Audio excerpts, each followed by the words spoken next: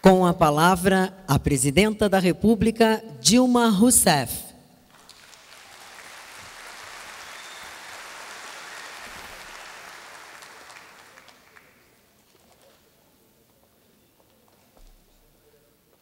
Bom dia a todos, bom dia a todas. Eu quero cumprimentar o presidente José Paulo Cairoli e, por meio dele, eu cumprimento todos os dirigentes das federações estaduais e os micro e pequenos empresários que participam do primeiro Fórum Nacional da Confederação das Associações Comerciais e Empresariais do Brasil. Cumprimento o governador do Distrito Federal, Agnello Queiroz, e parabenizo por ceder o terreno para a associação. Queria dirigir um cumprimento especial ao ministro-chefe da Secretaria de Micro e Pequenas Empresas, o nosso querido Guilherme Afif Domingos. Queria dirigir um cumprimento especial a Santa Catarina, cumprimentando o senador Cacildo Maldaner. Cumprimentar o nosso presidente do SEBRAE, o Luiz Eduardo Barreto Filho. Cumprimentar as senhoras e os senhores jornalistas, os fotógrafos e os cinegrafistas. Meus amigos e minhas amigas, participar deste primeiro Fórum Nacional da Confederação das Associações Comerciais e Empresariais do Brasil é, para mim, uma grande honra. Afinal, não é em qualquer momento, nem em qualquer país, que é possível reunir cerca de 1.000 entidades comerciais e empresariais para debater novas formas de estimular o empreendedorismo, facilitar a identificação de oportunidades e transformar boas ideias em ótimos negócios. Eu tenho respeito pelas associações comerciais, que são entidades de base da sociedade brasileira. Elas representam a atividade empresarial em cada um dos mais de 5.500 municípios do nosso país. Muitas vezes, elas são interpretadas como sendo representantes exclusivas do comércio. Mas as associações vão além, contudo, porque elas representam a atividade empresarial como um todo. Muitas são associações comerciais com grande incidência de prestadores de serviço, de prestadores de todas as formas de atividade econômica, como a indústria e a agricultura. Onde tem atividade privada, e principalmente micro e pequenas empresas, é certo que ali estará uma associação comercial. Nós sabemos que as associações fazem parte da história do Brasil. E aqui, o nosso querido Cairoli disse que a primeira associação, a Associação da Bahia, data de 1811. Portanto, as associações comerciais, elas datam da abertura dos portos, porque, a partir da abertura dos portos, a praça de comércio ganha uma grande importância e se cria entre os comerciantes as informações necessárias sobre movimentação de carga, do que chegava e do que saía. Essa é a raiz da formação das associações comerciais. Muitas, inclusive, foram palco das lutas iniciais pela independência do nosso país, o que é algo que nós devemos lembrar. Tiveram, portanto, uma grande força na estruturação da nossa cidadania.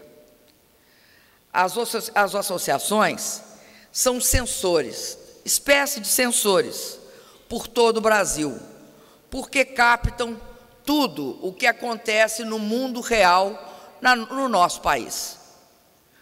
Para o Brasil, ter uma estrutura de base dessa envergadura, que expressa a realidade de cada setor, é muito importante.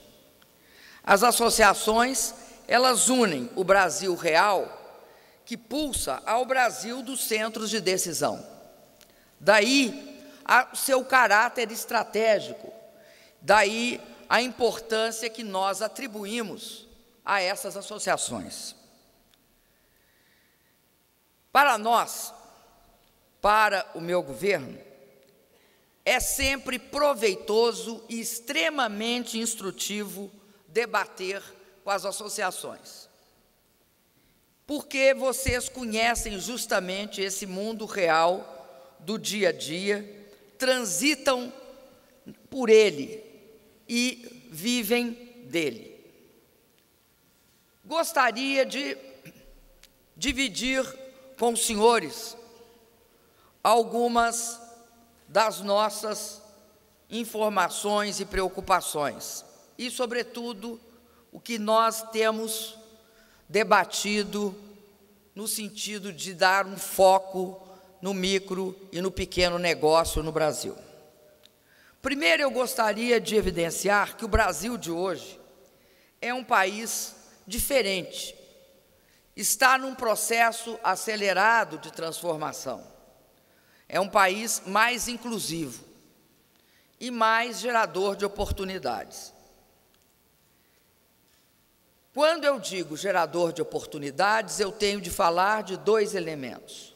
É um país que gera emprego e gera oportunidade de empreendedorismo. Portanto, tanto os trabalhadores como os empreendedores são os verdadeiros protagonistas do nosso desenvolvimento produtivo e inclusivo. Cada empresário aqui presente sabe, por sua experiência cotidiana, que uma nova realidade surge em todos os municípios. E nessa nova realidade, o dinamismo do comércio e dos serviços tem um papel cada vez maior. Nos últimos anos, foram criadas as condições para transformar milhões de brasileiros em cidadãos consumidores, criando, portanto, um imenso mercado interno. Por esse imenso mercado interno, o mundo nos reconhece como, hoje, uma das mais importantes economias e locais de produção e consumo.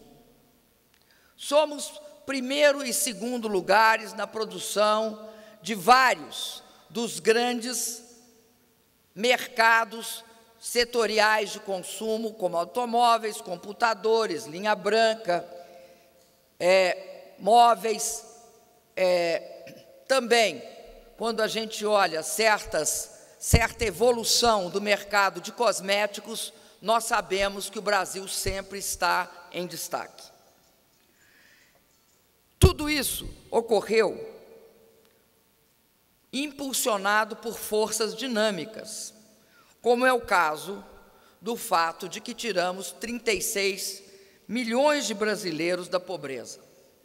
Tirar 36 milhões de brasileiros da pobreza significa algo importante e ético, que é trabalhar a desigualdade do nosso país, mas significa também um grande potencial de consumo, porque pessoas que tinham uma demanda reprimida e que passam, então, a exercê-la em todos os cantos do país.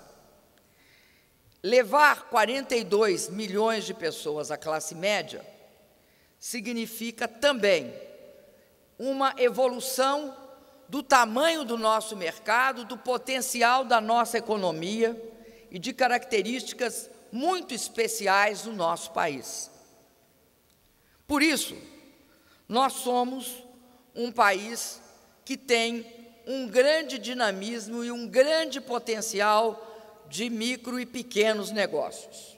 Além disso, e os microempresários e os pequenos empresários participaram disso ativamente, Nos últimos 11 anos, nós geramos mais de 20 milhões de novos postos de trabalho. Desde o início do meu governo, em janeiro de 2011 até agora, nós geramos 4 milhões, até fevereiro, aliás, geramos 4 milhões e 800 mil novos empregos. É isso que tem permitido que nós tenhamos o menor índice de desemprego da nossa história.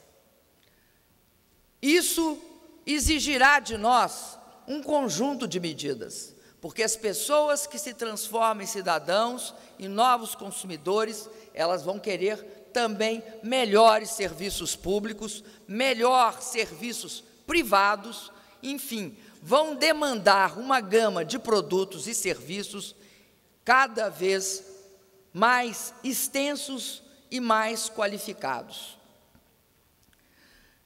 Essa é uma realidade que explica a importância cada vez maior que no Brasil terá a qualificação técnica e de gestão, seja para o trabalhador, seja para o micro e para o pequeno produtor, o micro e pequeno empresário.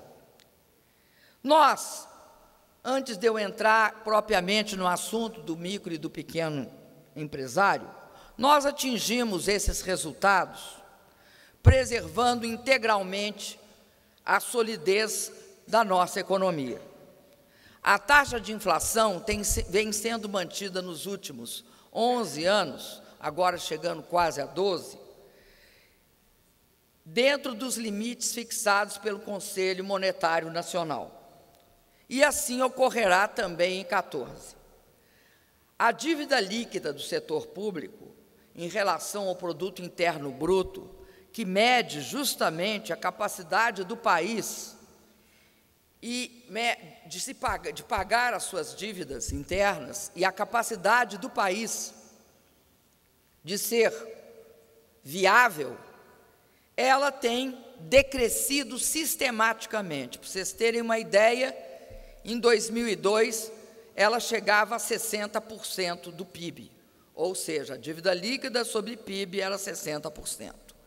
Hoje, nós chegamos a 33,7%. E nossa política fiscal está mantida, olhando justamente essa tendência de queda da dívida sobre o PIB. Ao mesmo tempo, somos um país que acumulou reservas.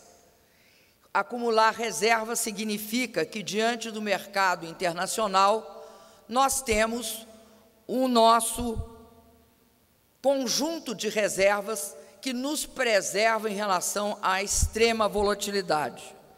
Somos um dos países que tem o maior volume de reservas quando olhado os países emergentes e mesmo os desenvolvidos. Chegamos a 377 bilhões de dólares.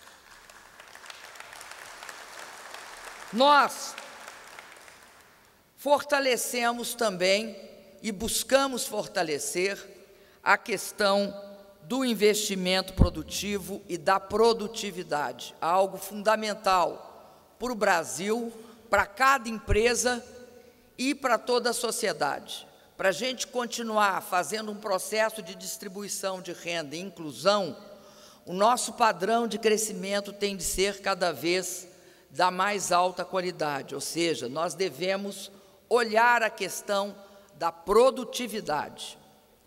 O custo de produção. Daí porque, apesar de alguns acharem que não se devia fazer porque é perda de arrecadação, nós entramos na questão da desoneração da folha de pagamento, reduzindo a incidência da folha de pagamento sobre as empresas. Adotamos também legislações que permitem dar preferência às compras públicas para as empresas que produzem no país, sejam elas nacionais ou internacionais. E criamos toda uma política de compras públicas que privilegia as micro e pequenas empresas. Tenho certeza que temos muito a aperfeiçoar nessa política. Nós também cuidamos de modernizar a infraestrutura